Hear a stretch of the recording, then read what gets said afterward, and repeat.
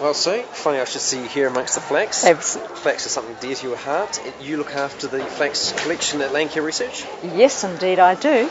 We've got a collection of about 150 varieties, a lot of traditional weaving varieties and also others of cultural and historical interest.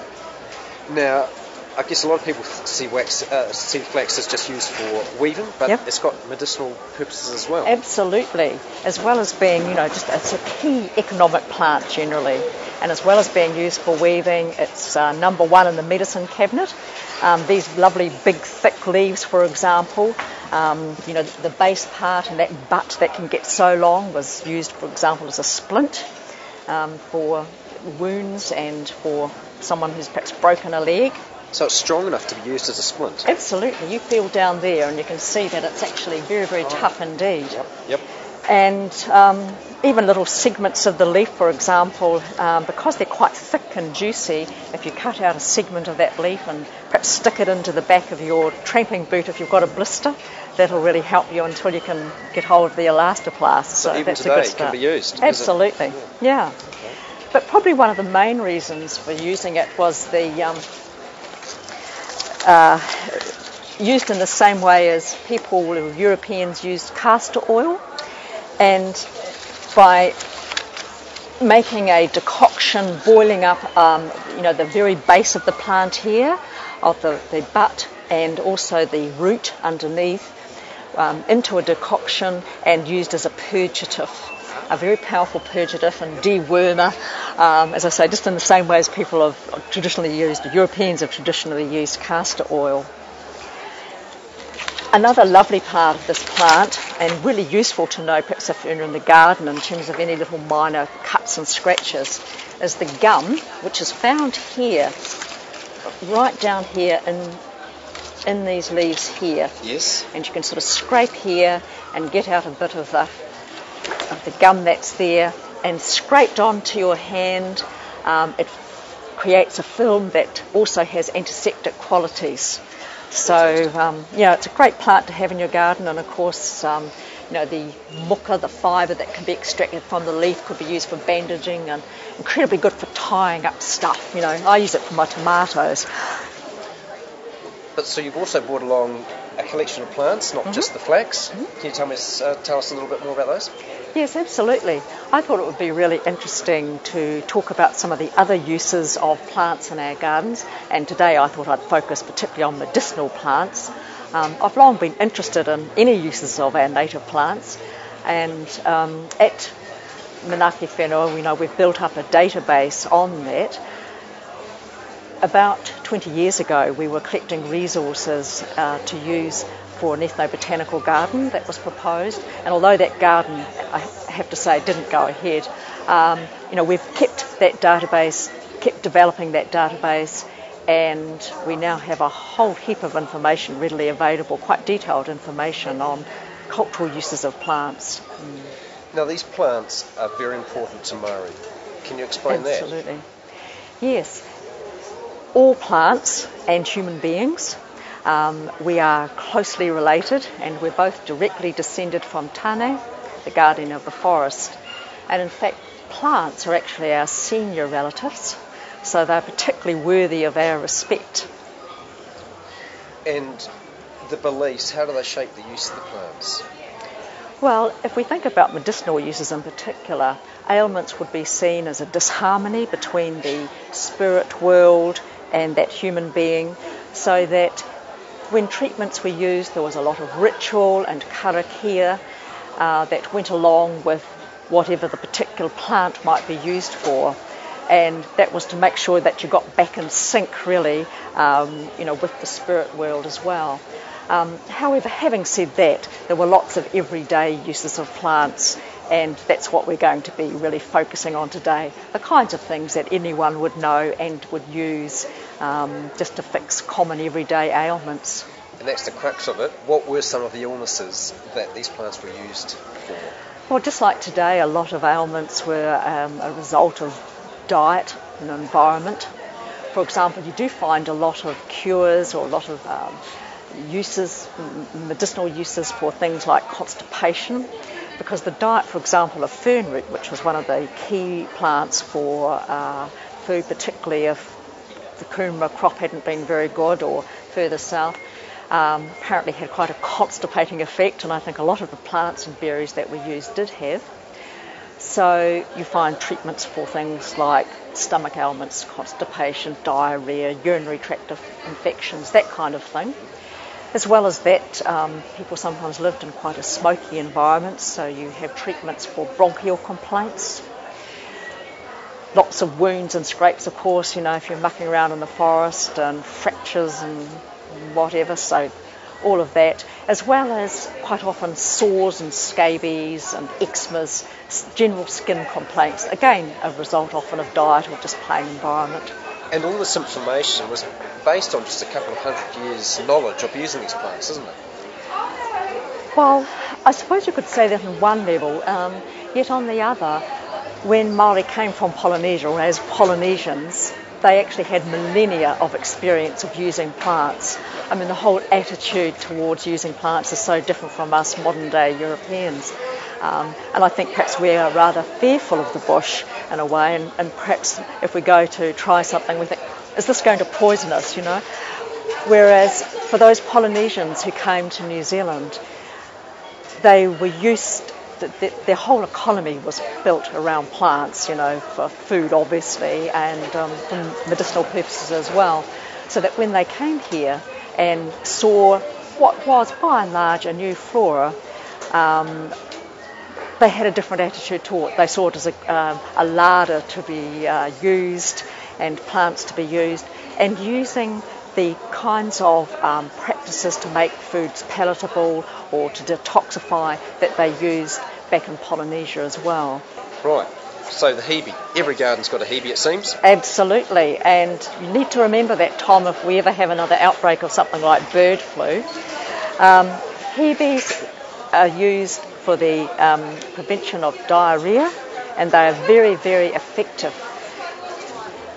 Like a lot of plants, one thing you can do is to make an infusion out of the buds here. These particular buds right at the end that are still closed up, that haven't opened.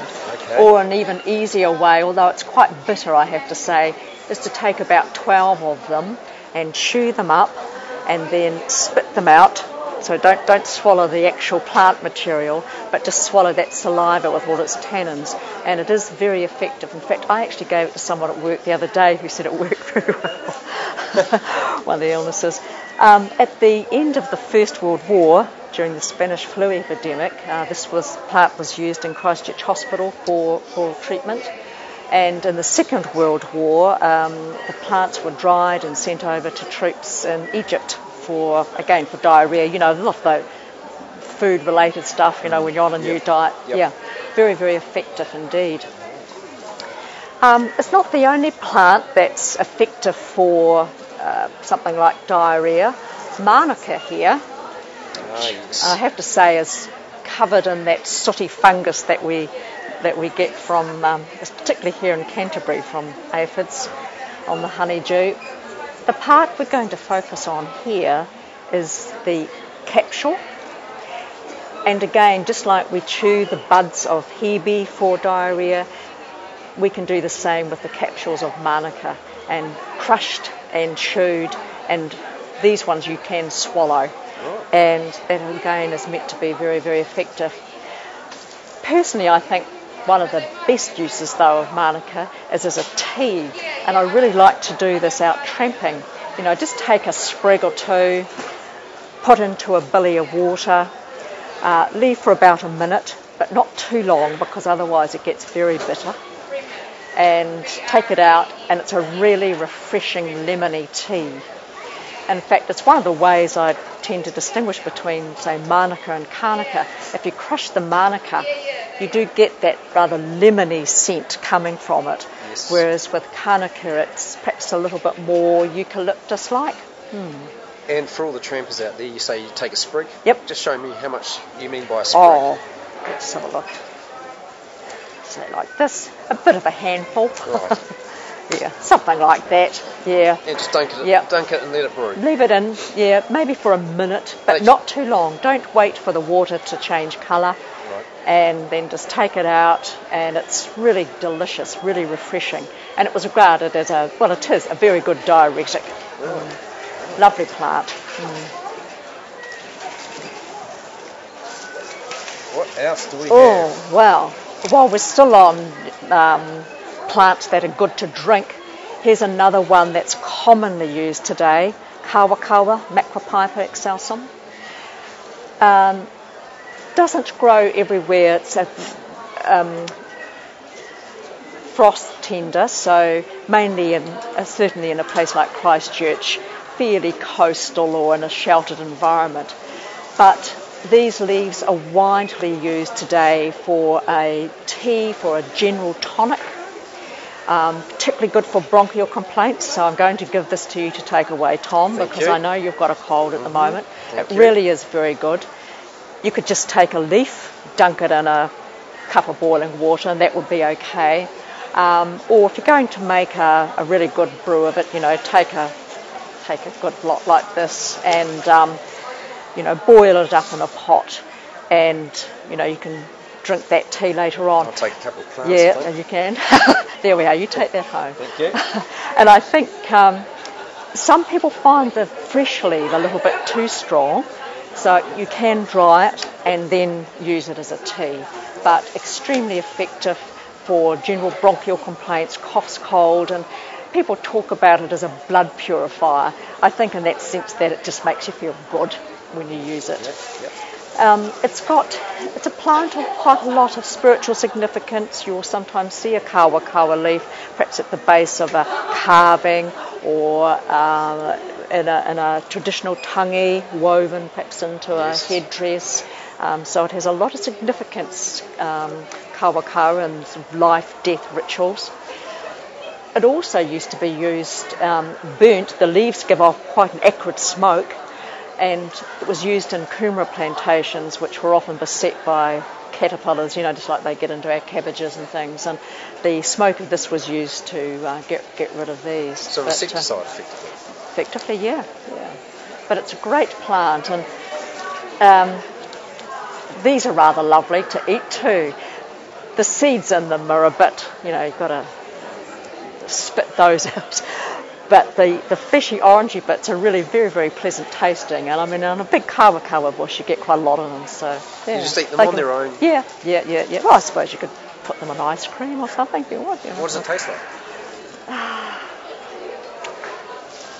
There we are. Which bit do I eat? The whole thing? Yeah, you could just sit around. It may not be quite ripe enough actually, but it's see what sort of taste. Yep. Probably got probably getting more seeds than anything, are you? It's quite nice. Quite nice? Yeah, so how do you define the flavour? It's too distinctive. Yeah. Almost slightly peppery? Yes. Yeah, because of course the plant itself is quite peppery, and that's again is what gives it such strength as a tonic, really. So, Kofi. Yeah. Now, is Kofi poisonous? A lot of people say yes, a lot of people say no. That's right. We had that big kindergarten debate a few years ago, you might remember, where there was a move, I think, to chop down any kowhai tree that was there. And the fear was that perhaps young children would get hold of these capsules and swallow them and be poisoned. Now, I suppose the truth of it is that if you were to open these capsules, which would take quite a bit of doing, I have to say, and then crush the yellow seeds that are inside, which would also take quite a lot of doing. If you've ever tried to scarify the seed, to plant it, I mean, they're very, very tough indeed. The chances of you actually being able to do that successfully and then swallow enough to be poisonous really is just highly unlikely. And in fact, if a child, for example, were to swallow that whole capsule, they just pass straight through. No problem at all. So really not a problem. And again, it's a bit like I was talking about before, in terms of attitudes to bush and attitudes to plants. we can teach children the plants that are out there that are poisonous and what to eat and what not to eat. And we're quite lucky in New Zealand because actually there aren't too many plants that are going to give you a really hard time actually. But certainly I wouldn't go cutting down any kowhai tree, just because of that. And often what makes a plant toxic are the elements that actually make it have good medicinal value. Yes. And there's a very well-known story with kowhai. The best element of it is its ability to cure wounds and bruising. It's the sap from inside the bark that was trimmed off. The bark was trimmed off, and then the sap was used for wound healing. And there's a really famous story actually about George Napier. He was one of the All Blacks when they were still invincible back in the 1920s. And he, during a game down in Southland, got a heavy tackle and burst a blood vessel in his leg. And the particular bruising, and I suppose the blood all coagulated there or whatever, but anyway, it didn't clear, and for a couple of weeks he could hardly walk. And his physiotherapist, of course, was quite dismayed at this, and I'm sure George was as well. And he eventually got the doctor, who had a look and said, look, I think we're going to have to operate here because whatever it was, this mass of blood wasn't shifting, and there was this fear of blood poisoning. Well, George says, no way, Jose, or whatever the equivalent is in Māori, I'm sure. But he was in Napier, back in Napier at the time, and he and his teammate, Louis Pauai, caught a train down to Dannevirke to Louis's mum. And she took them out to the kowhai grove that was at the back of the property and ordered them to cut down a whole 2 sacks full of the kowhai bark, all from the sunny side of the tree. So they duly did this. Then they had to cut it into lengths so much, and then hammer it just to bruise it, just to, I guess, release the active ingredient, we could say. Then the kowhai parts were put into a copper and boiled up, and once it had been boiling and changed colour to this very dark brown, that potion was ladled into a bath, and George had to get in. So he was in the bath about an hour or so. Then Mrs. Pauai came in, and she had a bit of glass, and she nipped his leg, and all this sort of dark blood and stuff just oozed out, and said, you stay in there another hour or so. And he did, and then she said, you're right, and he was. And played again next week and bet Taranaki and all of that good stuff. It's not something you can imagine modern All Blacks doing, though, is it? No, well, maybe they should try it, it might improve the game no end, you don't know, do you? Absolutely. But, a fantastic plant for wound healing, used in things like seal bites or, any really quite serious wounds. Yeah, so, a little bit of what hurts you does you good. So what have we got here? Okay, now this is the horapito. What has been quite interesting, obviously there has been a reasonable amount of modern day research done on a lot of these plants, and showing that indeed some of these qualities are, of course, just as Māori have known for hundreds of years, work very well. Horapito is one of those, although not relating so strongly to perhaps what it was mostly used for, which again, the pepper plant, really, really peppery. Absolutely. Wee bit like the kawa could be used also for, bronchial complaints, so an infusion, although you wouldn't want to make a whole tea of it like you do with kawa. Definitely you would only take a teaspoon or two because it really is very peppery and very, very sharp indeed. Quite good for toothache. Leaves, pack them in and just chew down on them. I don't know, perhaps it's because it's tastes so strong, takes your mind off, whatever. But interestingly with horapito is that an active ingredient was isolated by researchers at Canterbury University a few years ago, and it's very, very specific against candida, or thrush. So, there's a perhaps more of a modern day or modern way in which horapito has been used, and it is a constituent in some modern day creams and potions for that. Yes. Yeah. That vein is pater, which is around here somewhere. Here we are. this is just a little branchlet of it. 7-finger, Schelle digitata, the pater.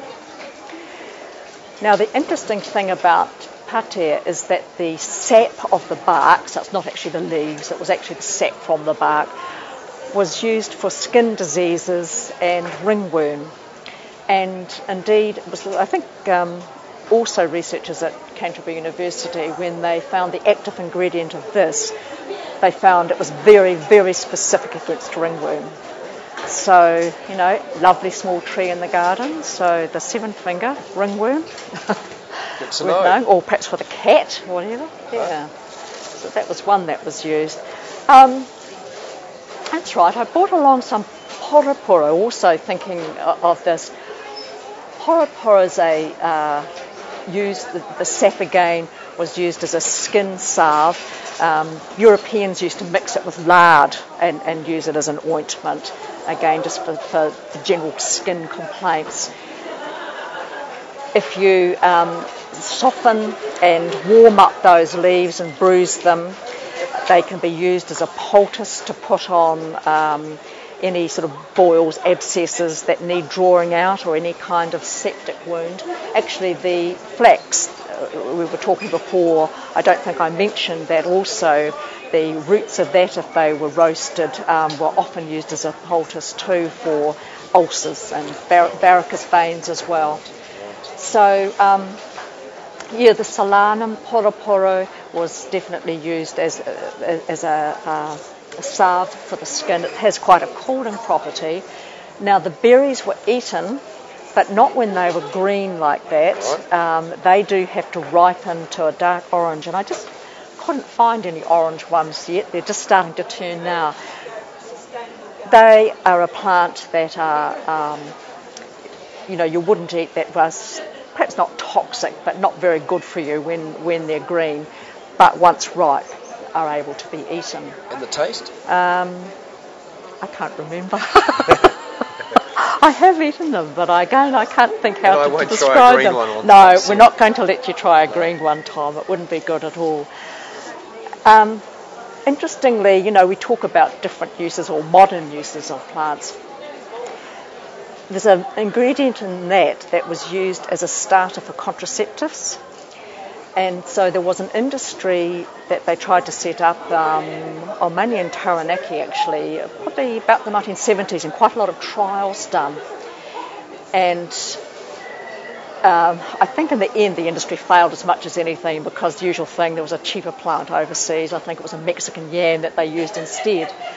But even before that, what they were finding in the trials was the active ingredient varied hugely in the leaves, even of the same variety, obviously perhaps depending on growing conditions or whatever, but there was such variation that it was really hard to get, I think, a product that was consistent.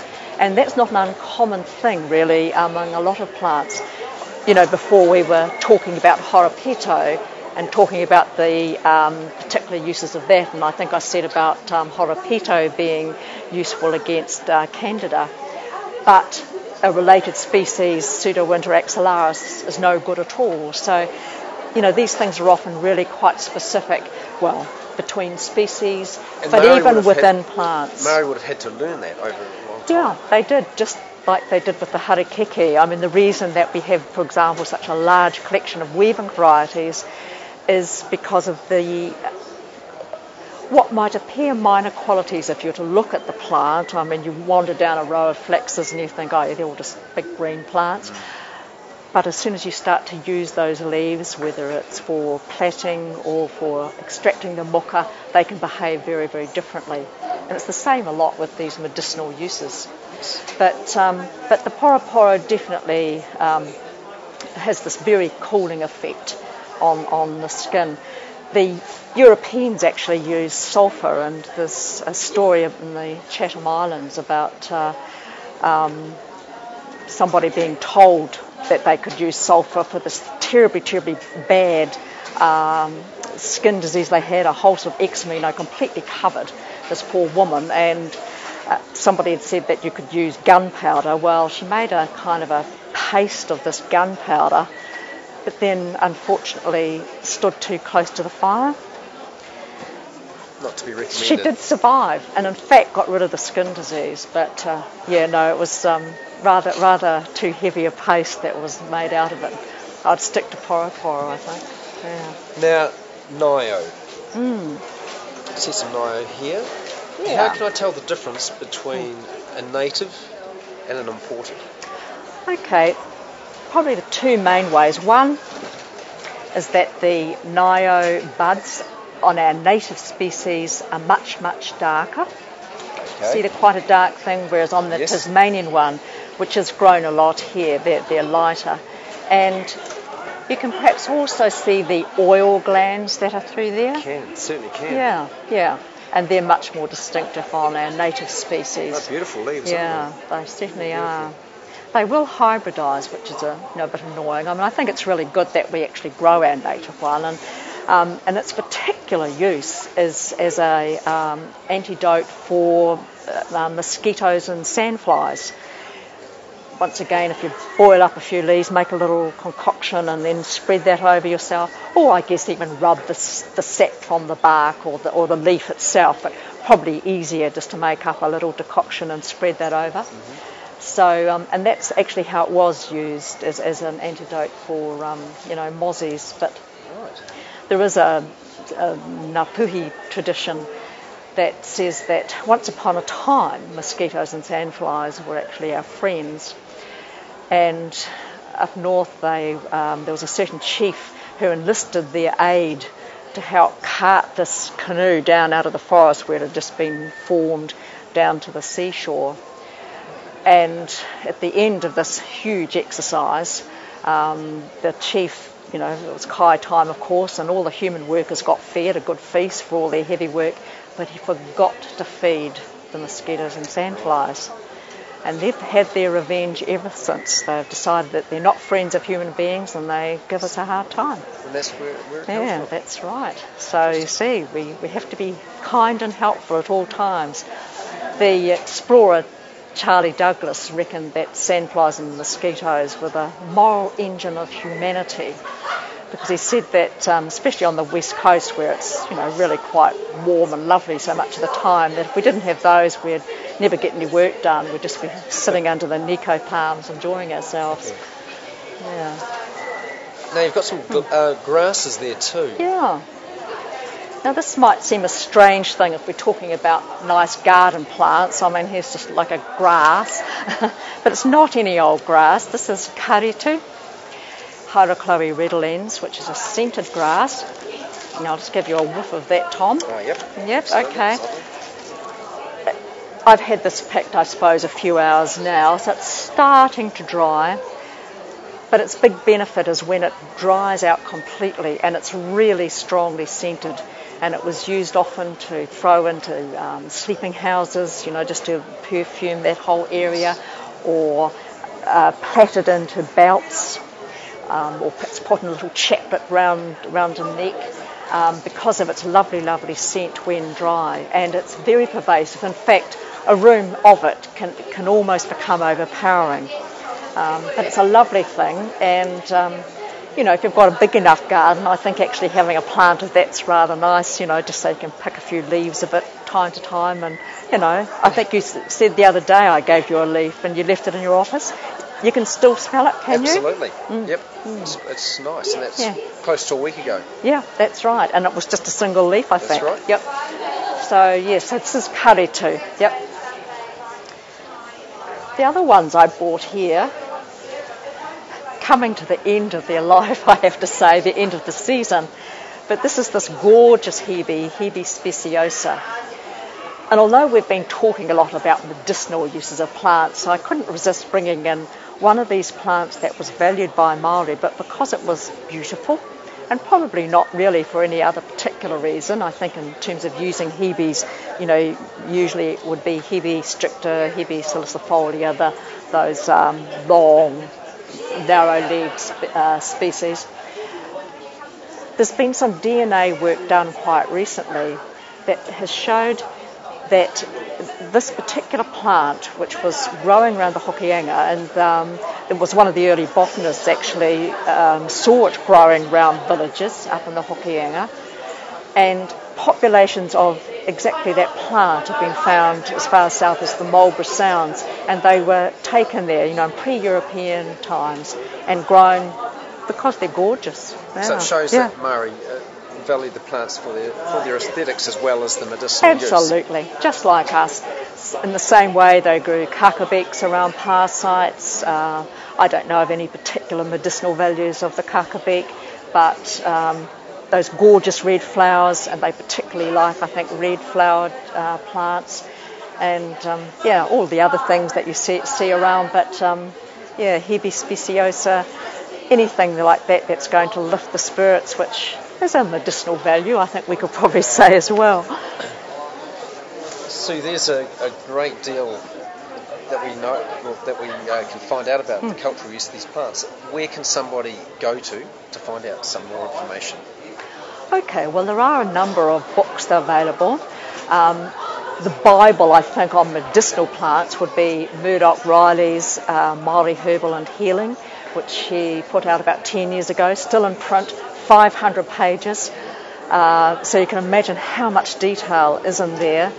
And when you think what we've covered today, it's just a microcosm compared to the information in that book. Andrew Crow is another author who has written about the uses of plants for food in particular. In fact, any of the books by Andrew Crow on native species are well worth reading. A couple of recent ones, a book by Alan Clark on the whole history or prehistory of the natural world, and I think it's called, the Sacred Forest of Tāne, and he talks about uses of plants in general throughout that. There's probably 3 or 4 different books that are around at the moment that are really good and are quite readily available. And also, the database that I mentioned before that we have at Manaki Whenua, which is www.maoriplantsuse.co.nz, or you can track it through the Landcare Research website, and that will also give you a good pathway through to finding lots of resources for any particular plants you might have a particular interest in. Now finally, we're at a gardening show, so we need to ask one more question, and that is how easy it is for people to buy these plants, to grow in their gardens, and to look after them and for them to grow. I think most of these plants are really quite straightforward, certainly easily obtainable in a garden centre. Some of them, like I think I mentioned the kawa frost tender, just those elements that most gardens would know about. But that's the great thing about our native plants. They know New Zealand, they like growing here, so they're not hard to grow, and I'm sure the nursery would be able to give you any good advice if there was something specialist that you were after. And there's that excellent native plant nursery there's Trees for Canterbury, Let's Go Native here in Canterbury, and the Doc Nursery out at Motukarara, which is excellent. So no lack of sources of places to find these plants, and good advice on how to grow them as well. So fascinating topic. Thank you very much for your time. You've got a wealth of knowledge, and thank you for sharing it. Yeah. Thank you very much. It's been a pleasure.